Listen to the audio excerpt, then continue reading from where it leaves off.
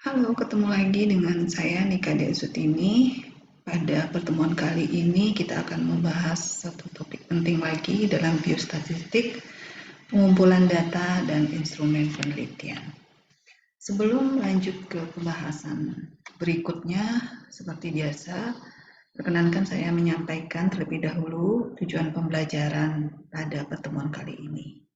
Yang pertama adalah diharapkan mahasiswa mampu menyebutkan metode dalam pengumpulan data, mampu menjelaskan metode pengumpulan data observasional, mampu menjelaskan metode pengumpulan data secara interview, mampu memahami metode pengumpulan data dengan kuesioner, dan mampu menjelaskan skala pengukuran data dalam kuesioner. Selanjutnya, mari kita mulai dengan metode pengumpulan data. Dalam penelitian, akuratnya data penelitian yang dikumpulkan sangat mempengaruhi hasil penelitian. Agar data yang dikumpulkan tersebut akurat, maka diperlukan alat pengumpulan data atau instrumen penelitian yang tidak hanya valid, tetapi juga reliable. Valid itu memiliki arti bahwa instrumen atau alat pengumpul data itu harus mampu mengukur apa yang ingin diukur oleh si peneliti. Sedangkan reliable itu memiliki pengertian bahwa hasil pengukuran dengan menggunakan instrumen yang sama itu memiliki sifat konsisten. Selain ketepatan instrumen penelitian, metode pengumpulan data pun sebaiknya tepat atau sesuai dengan data yang akan dikumpulkan. Banyak sekali metode pengumpulan data yang dikenal di dalam dunia penelitian. Nah, beberapa di antaranya seperti kuesioner, kemudian ada interview, ada focus group discussion, ada tes, observasi, dan yang terakhir ada secondary data, bisa menggunakan rekam medis pasien ataupun data karyawan dan data yang lainnya. Selanjutnya mari kita bahas satu persatu ya metode pengumpulan data yang sudah disampaikan tadi. Yang pertama adalah observasi.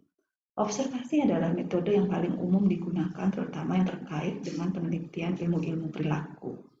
Metode observasi adalah metode pengumpulan data tentang perilaku manusia, di mana perilaku yang diobservasi mungkin perilaku pasien atau orang-orang yang mendapatkan perawatan atau pelayanan atau implementasi dari sebuah kebijakan.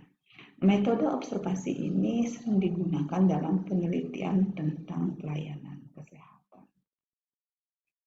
Metode ini dilakukan tanpa melakukan interview kepada partisipan atau responden. Observasi tersebut sebenarnya sangat umum, namun ketika mengacu atau terkait dengan penelitian atau dengan tujuan penelitian, maka apa yang diobservasi itu harus spesifik.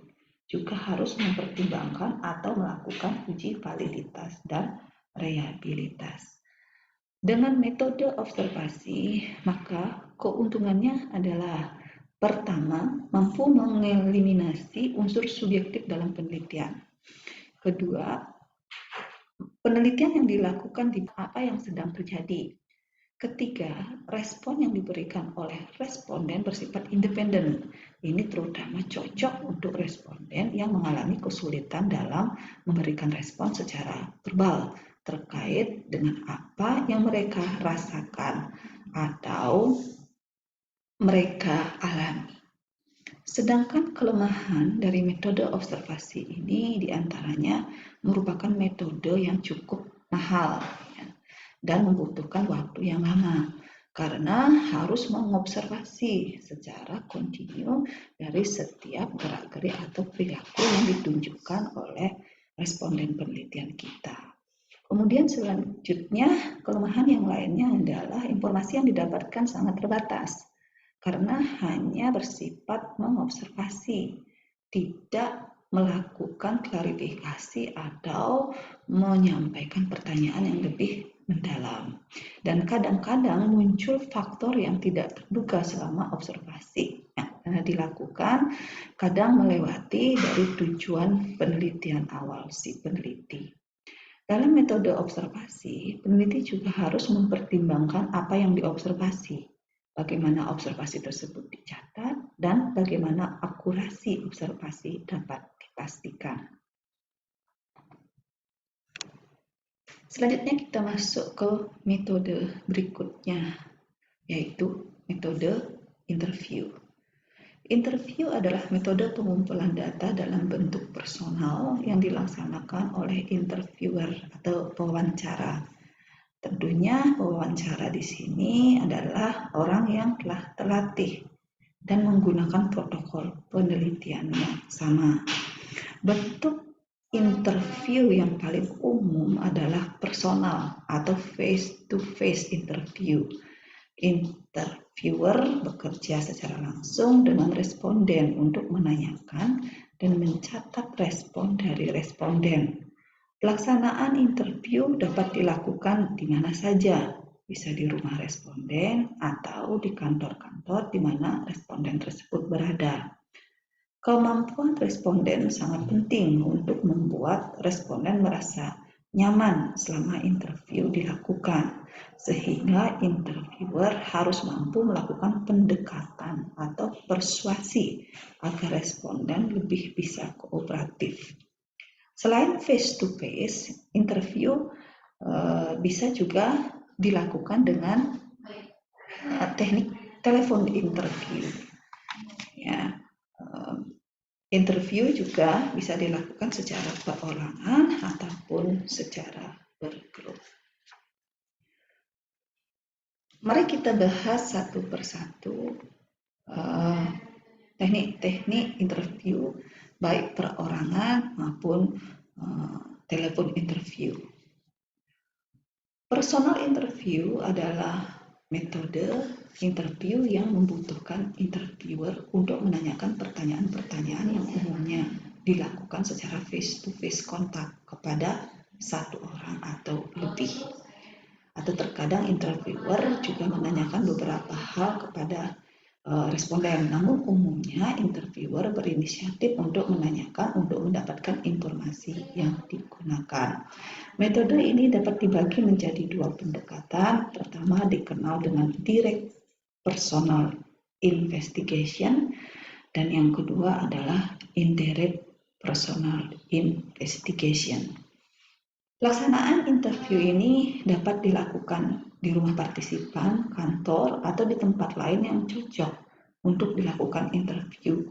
Kita juga menggunakan teknik face-to-face interview, maka ada beberapa hal yang harus diperhatikan. Tentukan apakah menggunakan pertanyaan yang struktur atau tidak terstruktur. Dalam pertanyaan-pertanyaan yang terstruktur, kita harus mempersiapkan pertanyaan-pertanyaan terlebih dahulu. Metode ini sama dengan telepon survei, di mana kita harus mempersiapkan kuesioner dengan baik dan mudah dibaca. Sedangkan pada interview yang tidak terstruktur, kita hanya memiliki ide-ide yang umum tentang isu yang akan didiskusikan. Adapun beberapa keuntungan yang bisa kita dapatkan ketika melakukan personal interview. Keuntungan dari interview yang terstruktur adalah partisipan mendapatkan pertanyaan yang sama, sehingga mudah untuk diringkas dan dianalisis. Keuntungan dari interview yang tidak terstruktur adalah dengan menanyakan pertanyaan yang umum, partisipan menjawab dengan menggunakan kata-kata sendiri, sehingga kita akan mendapatkan informasi yang lebih komplit. Di samping keuntungan tentunya metode ini memiliki kelemahan.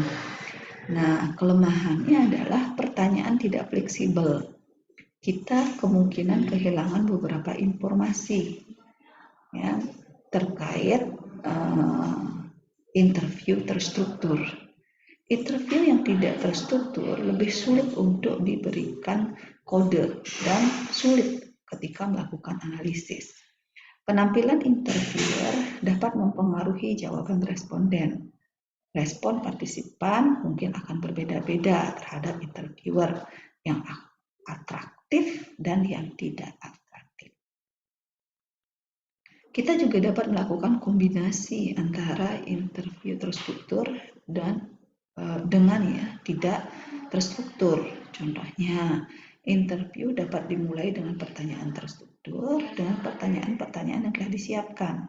Selanjutnya, dalam interview tersebut, masukkan pertanyaan yang tidak terstruktur. Cara yang paling tepat untuk menghilangkan masalah tersebut di atas adalah men-training interviewer tentang teknik interview, sehingga interviewer dapat menanyakan pertanyaan dengan cara yang sama untuk setiap partisipan. Mereka harus dilatih untuk tidak menekankan beberapa kata. Pertanyaan sebaiknya dibaca dengan cara yang netral. Nah, selanjutnya dapat dilakukan small pilot question sebelum melakukan survei yang sebenarnya. Selama pilot study, cobakan prosedur interview untuk sampel kecil terlebih dahulu, misalnya teman kerja atau mahasiswa. Nah, selanjutnya setelah kuesioner didesain dan dipilih metodenya, langkah selanjutnya adalah melakukan uji validitas dan reliabilitas terhadap kuesioner. Hal ini dapat dilakukan terhadap sampel kecil tetapi bersifat representatif. Nah, berdasarkan hasil tersebut, kita dapat melakukan revisi terhadap kuesioner untuk mendapatkan validitas dan reliabilitas yang dapat diterima.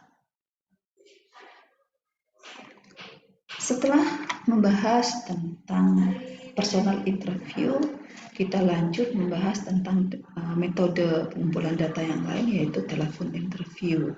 Telepon interview adalah interview atau wawancara yang dilakukan antara pewawancara dengan responden melalui telepon. Berikut ini disebutkan beberapa kelebihan dan kelemahan dari telepon interview. Nah, kelebihannya lebih fleksibel dibandingkan dengan metode yang lainnya. Contohnya misalnya mailing method. Lebih cepat dibandingkan dengan metode yang lain karena ini merupakan cara yang cepat mendapatkan informasi. Lebih mudah dibandingkan dengan personal interview. Kemudian tidak membutuhkan staf lapangan ya, bisa dilakukan oleh si peneliti itu sendiri. Sedangkan kelemahan atau keterbatasannya adalah waktu yang disediakan responden itu relatif singkat. Hanya bisa dilakukan pada responden yang memiliki fasilitas telepon saja dan pertanyaan-pertanyaannya singkat dan harus to the point. Kalau seandainya tidak to the point, mungkin jawaban responden atau partisipan tidak sesuai dengan yang diinginkan atau diukur oleh si peneliti. Selanjutnya metode yang lain adalah kuesioner. Kuesioner ini merupakan metode pengumpulan data menggunakan form pertanyaan yang telah ditentukan untuk mendapatkan atau mengumpulkan suatu informasi. Lalu dengan kata lainnya adalah data. Nah, kelebihannya dari metode ini, meski populasi dan geografisnya ini luas, kemudian bebas dari interview bias, jadi bebas dari pengaruh atau pertanyaan yang tidak konsisten dari pewawancara. Responden memiliki waktu yang cukup dalam menjawab pertanyaan dan responden yang sulit dihubungi dimungkinkan untuk menjawab kuesioner. Sedangkan kelemahannya disebar untuk dikembalikan dikembalikan kepada peneliti gitu. Hanya bisa digunakan oleh responden yang bisa baca dan tulis. Jadi responden yang tidak bisa baca tulis ya nggak bisa terlibat dalam penelitian. Tidak fleksibel karena pertanyaan dalam kuesioner telah ditetapkan ya, dan sulit diketahui apakah jawaban responden mewakili apa yang sebenarnya ingin diukur pada responden tersebut. Nah, untuk self-complicated questionnaire, meskipun cepat ya, biaya murah, nah kemungkinan responden memberikan jawaban yang tidak tepat karena ada pertanyaan yang tidak dipahami atau ada missing data nantinya. Jadi karena tidak paham sehingga tidak diisi, sehingga ketika melakukan analisis data banyak ditemukan missing data ya, banyak data yang bolong ya, sehingga nanti akan menimbulkan masalah ketika kita melakukan entry-nya. Bagaimana cara menyusun instrumen penelitian, khususnya yang kuesioner yang baik ya. Oke, kuesioner yang baik adalah kuesioner yang sudah diuji validitas dan reliabilitasnya, serta mampu menjawab tujuan penelitian. Syarat-syarat dari kuesioner yang baik sebagai alat ukur dalam penelitiannya adalah mampu mendefinisikan topik penelitian secara jelas. Isi kuesionernya harus mengacu pada research question atau pertanyaan penelitian, kemudian merujuk pada apa yang ingin diketahui oleh si peneliti melalui kuesioner tersebut. Dan yang paling penting dalam kuesioner adalah perlu dipertimbangkan bagaimana responden bisa menjawab kuesioner tersebut, sehingga perlu dilengkapi oleh petunjuk yang jelas ya, kemudian skala pengukuran yang jelas di dalam instrumen penelitian atau kuesioner tersebut.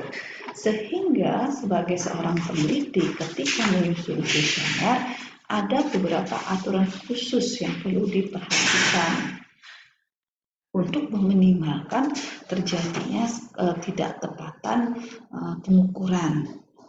Nah, yang pertama yang perlu diperhatikan adalah hindari menggunakan pertanyaan dalam kuesioner yang memberikan lebih dari satu arti atau multi interpretation gitu. Nah, misalnya di sini ketika kita ingin menanyakan seberapa sering Anda biasanya mengunjungi sinema gitu. Jadi jawabannya mungkin sangat sering, cukup sering, tidak terlalu sering, atau tidak sama sekali. Nah, ini perlu diwaspadai. Sebaiknya buat pertanyaan yang menggunakan frekuensi yang lebih aktual. Nah, contohnya, seberapa sering atau berapa kali Anda mengunjungi sinema? Maka susunlah pilihan jawaban yang bersifat spesifik. Misalnya lebih dari 1 kali seminggu, atau 1 kali seminggu, atau 2 sampai 3 kali sebulan, atau beberapa kali setahun, 1 kali setahun, atau kurang dari 1 kali setahun. Nah, sehingga nanti responden atau partisipan pun mudah untuk memilih jawaban sesuai dengan pengalamannya. Selanjutnya adalah hindari pertanyaan yang panjang karena dapat mengaburkan inti dari pertanyaan yang diberikan. Kemudian hindari menanyakan 2 hal secara bersamaan. Nah, misalnya di sini, bagaimana kepuasan Anda terhadap kondisi kerja Anda, misalnya. Nah, pertanyaan tersebut akan membingungkan responden untuk menjawabnya. Ada kemungkinan upah kerjanya bagus, tapi kondisinya sebaliknya pada kondisi kerja atau kondisi kerjanya tidak baik. Pada kondisi seperti ini, maka pertanyaan tersebut dapat dijadikan jadi 2 pertanyaan ya, atau hilangkan salah satu sehingga responden dapat menjawab dengan pasti. Contohnya di sini, seberapa sering suami membantu Anda saat memasak dan membersihkan rumah? Pertanyaan ini juga menanyakan 2 hal yang bersamaan. Ini juga menyulitkan responden untuk menjawabnya. Ada kemungkinan suami sering membantu memasak, tetapi jarang sekali membantu untuk membersihkan rumah. Maka sebaiknya tanyakan satu persatu atau tanyakan salah satu. Selanjutnya, aturan khusus yang lain adalah hindari membuat pertanyaan yang sangat umum. Contohnya misalnya di sini, seberapa puas Anda dengan pekerjaan Anda? Ya, hindari leading question. Apakah Anda setuju dengan metode kontrasepsi ya? Walaupun metode tersebut dapat berisiko meningkatkan tekanan darah, nah pertanyaan tersebut termasuk leading question karena pertanyaan ini cenderung mengarahkan responden untuk menjawab atau memilih jawaban tertentu saja. Selanjutnya, aturan lain adalah hindari pertanyaan yang sebenarnya menanyakan 2 pertanyaan. Contohnya, kemana ibu memeriksakan kehamilan? Sebaiknya pertanyaannya, apakah ibu pernah memeriksakan kehamilan? Ya atau tidak? Jika iya, kemana ibu memeriksakan kehamilan? Itu pertanyaan lanjutan. Aturan khusus yang lain adalah hindari pertanyaan yang bersifat negatif. Pertanyaan ini dihindari karena dapat membingungkan responden atau responden tidak menyadari bahwa dia telah menjawab secara terbalik.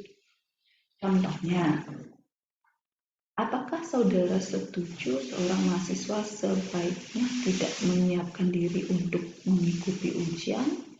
Jadi kan bingung pertanyaan yang diberikan. Kalau tidak fokus, tentunya responden akan memberikan jawaban yang tidak tepat. Selanjutnya, hindari menggunakan istilah yang tidak umum, ya, yang asing bagi responden. Nah, pertanyaan itu dihindari karena responden sulit menjawab, ya pasti akan sulit menjawab karena tidak mengerti dengan kata-kata berupa istilah, singkatan yang dipakai dalam menyusun kalimat pertanyaan di dalam instrumen penelitian atau kuesioner. Nah, contohnya, apakah saudara pernah menderita STD? Gitu. STD tersebut akan membuat responden kesulitan untuk menjawab karena tidak mengetahui singkatan dari STD tersebut.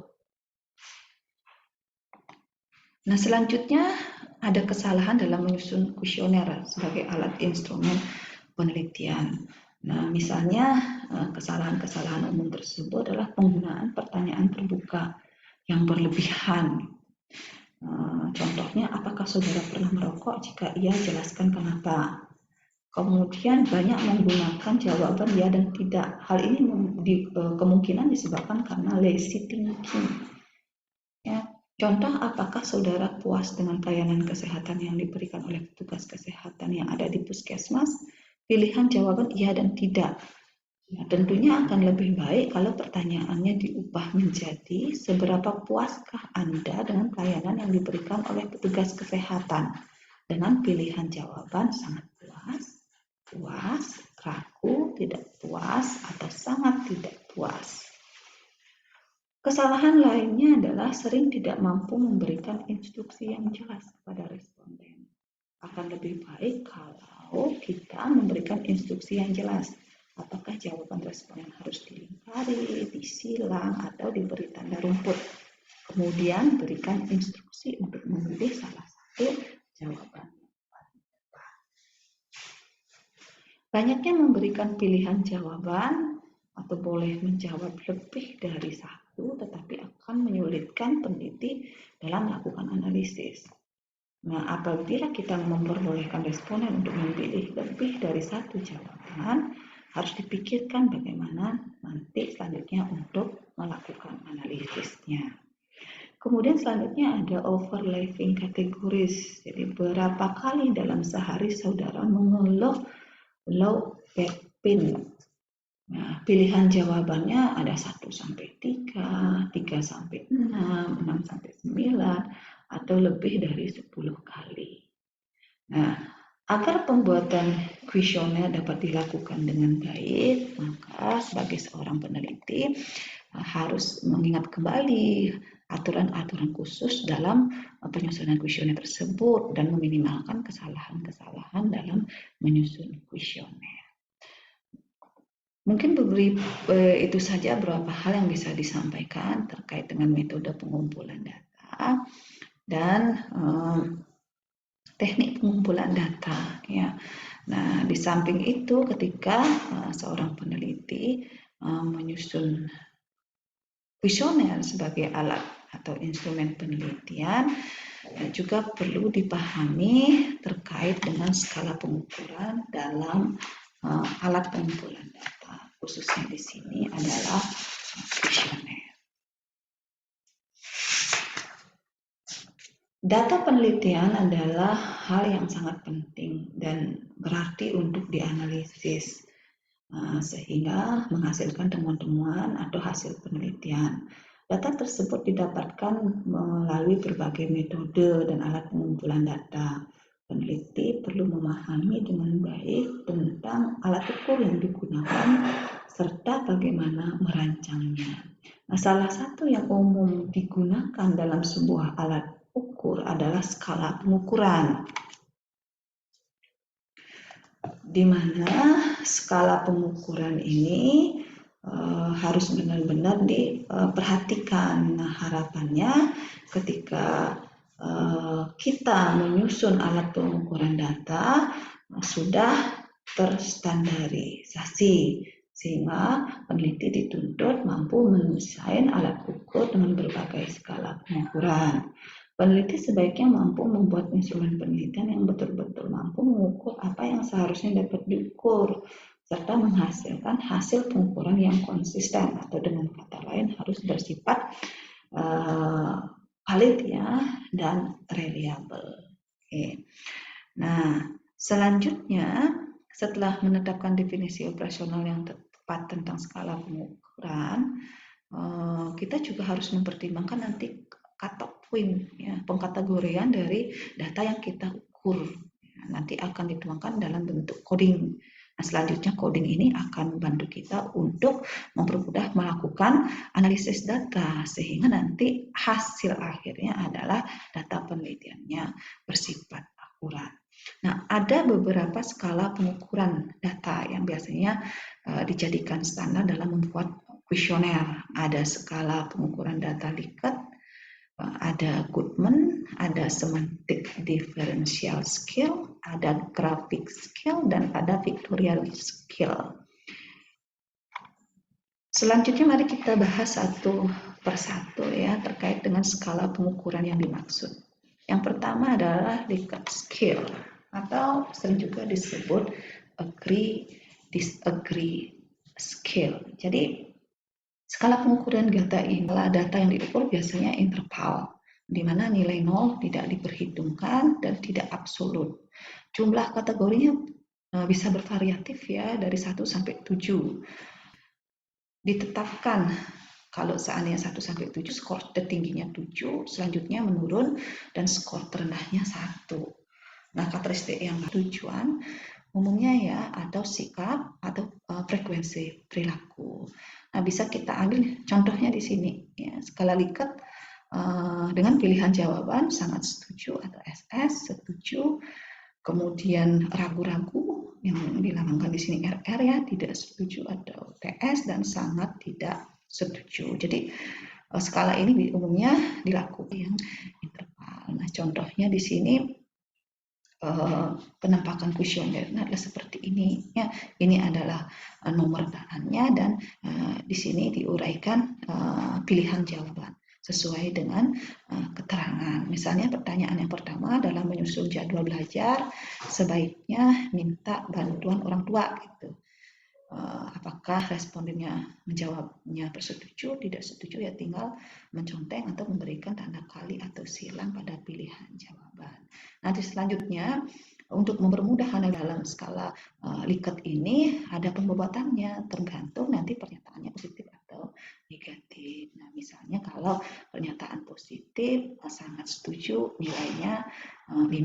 Ini kan ada 5 ya skalanya, kemudian setuju nilainya 4, netral nilainya 4, ragu-ragu misalnya nilainya 3, tidak setuju misalnya nilainya 2, sangat tidak setuju misalnya nilainya 1, atau sebaliknya untuk pernyataan negatif, sangat tidak setuju nilainya 5, tidak setuju nilainya 4, ragu-ragu nilainya 3, setuju itu nilainya 2, dan sangat setuju itu nilainya 1. Nah, kemudian semua kode ini hasil penilaiannya ini di entry ya.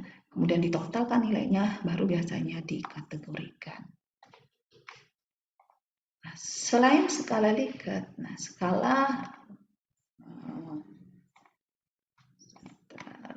skala pengukuran di dalam kuesioner ya, juga menggunakan skala Goodman dengan rasio di mana nilai 0 diperhitungkan atau bersifat absolut di sini. Jumlah kategorinya itu tidak mengikat ya, umumnya bisa sampai 5 atau sampai 7 kategori. Skor tertingginya satunya di sini untuk mengukur pengetahuan gitu. Dengan pilihan jawaban salah benar. Kemudian diberikan nilai salah nilainya 0, benar nilainya 1. Nah, ini salah satu contoh ya alat ukur yang menggunakan skala Goodman. Jadi contohnya kuesioner ini bertujuan untuk menilai pengetahuan Bapak Ibu, untuk mengontrol IPA karena jawab, sehingga jawablah secara jujur pada masing-masing Bapak Ibu yang sebenarnya dengan memberikan tanda silang pada kolom yang pengisian instrumen penelitian kuesioner. Nah, kemudian di sini harus dijelaskan, gunakanlah dua pilihan jawaban sebagai berikut: 0 jika salah, 1 jika benar. Nah, tampilan dari kuesioner ini, ya, alat ukur ini adalah sebagai berikut. Di sini ada nomor pernyataan, di sini adalah perilaku self manajemen hipertensi yang akan diukur.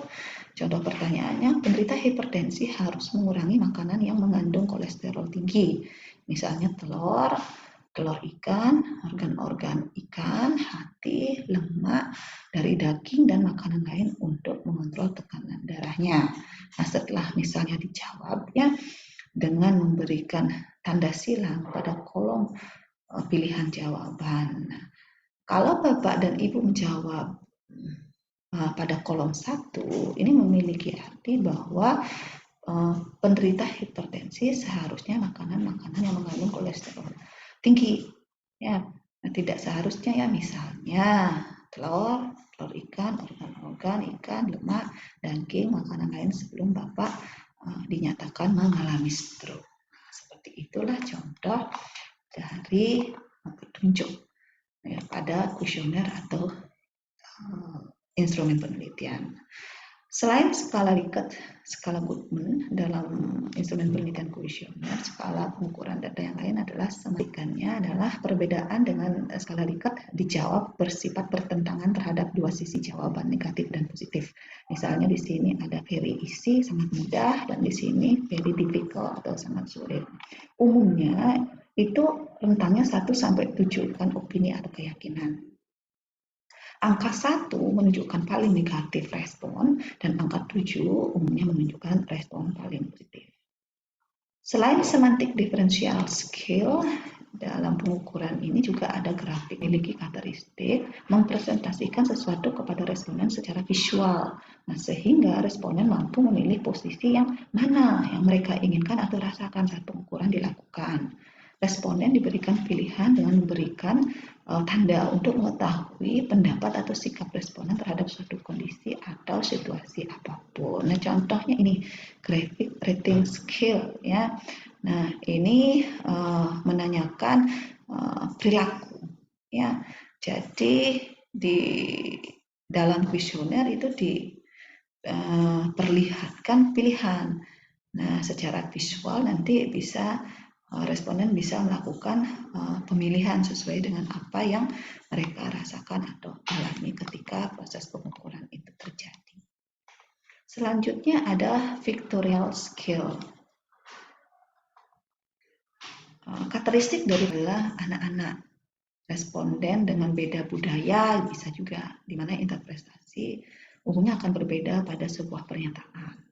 Kemudian studi multi country yang melibatkan beberapa negara, di mana terjemahannya berbeda, juga bisa menggunakan pictorial skill dalam melakukan pengukuran datanya. Nah, responden bisa memilih salah satu gambar yang akan membantu memberikan kemudahan pada responden untuk menyampaikan posisi dan apa yang mereka rasakan saat pengukuran terjadi. Nah, ini mungkin salah satu, ya, skala pengukuran pada instrumen penelitian, khususnya kuesioner, pictorial scale yang umumnya digunakan. Nah, misalnya ini adalah pictorial scale untuk mengukur rasa nyeri pasien dari 0 sampai 10 yang kemudian bisa dikategorikan menjadi beberapa kategori. 0 jika tidak sakit sama sekali, 1 sampai 3 bila sakitnya tidak terlalu berat, atau mungkin skalanya 10 kalau seandainya nyeri yang dirasakan sangat berat. Selanjutnya, setelah kita menyusun instrumen penelitian dengan pemilihan skala pengukuran yang tepat, dan setelah diuji validitas dan reliabilitasnya dan memenuhi syarat, maka selanjutnya alat atau instrumen penelitian itu bisa digunakan untuk melakukan pengumpulan data melalui pengukuran. Nah, pertanyaan berikutnya adalah seandainya setelah data dikumpulkan dengan instrumen yang tepat ini, selanjutnya step apa yang harus dilakukan? Itu pertanyaan. Maka dalam entry data, nah entry data bisa diawali dari entry data dalam Excel terlebih dahulu. Ya. Kemudian baru di entry kembali ke program analisis, salah satunya misalnya SPSS. Nah, di mana SPSS umumnya digunakan untuk menganalisis data. Nah, contohnya di sini misalnya salah satu teknik entry data pada penelitian pengetahuan keluarga tentang perawatan ini adalah skala Goodman contohnya. Sehingga di sini entry-nya bisa langsung sih sebenarnya ke SPSS, bisa juga di Excel terlebih dahulu, tinggal copy paste. Nah, nanti bagaimana sih tutorial melakukan entry data setelah data dikumpulkan akan disampaikan dalam video pembelajaran berikutnya. Nah, entry data dalam program SPSS ini menggunakan skala Goodman, contohnya seperti ini ya. Untuk pernyataan nomor 1, 0 berarti salah, 1 berarti benar gitu ya. Setelah di entry, maka nanti tampil ini ya.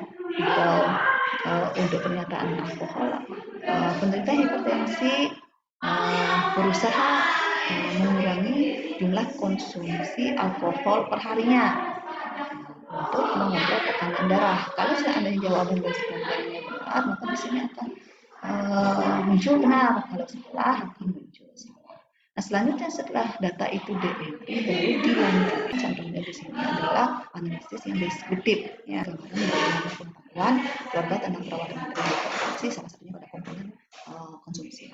Tampilannya seperti ini, gitu ya. Dari hasil analisis ini akan memberikan suatu informasi bahwa sebagian besar responden pada penelitian ini menjawab salah pada pernyataan tertentu di dalam diet atau konsumsi alkohol ya, dan sisanya hanya 47 atau 32,4% yang menjawab benar. Kalau seandainya kita kondisikan dalam bentuk diagram pie untuk memudahkan informasi, maka tampilannya adalah seperti berikut.